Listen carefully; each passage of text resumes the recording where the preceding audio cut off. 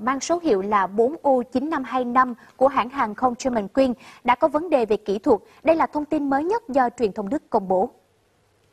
Theo người phát ngôn của hãng hàng không Lufthansa, thì chiếc máy bay Airbus A320 này đã cất cánh muộn 26 phút so với lịch trình và đã bị cấm bay một ngày trước khi xảy ra tai nạn do tình nghi có lỗi kỹ thuật tại vị trí cánh cửa gần bộ phận hạ cánh. Thông tin liên quan đến vụ máy bay rơi, Bộ trưởng Nội vụ Pháp mới đây cho biết thiết bị ghi âm trong buồng lái máy bay của A320 của Đức đã bị tàn phá. Tuy nhiên, cơ quan điều tra có thể khôi phục lại thiết bị này trong vài giờ tới.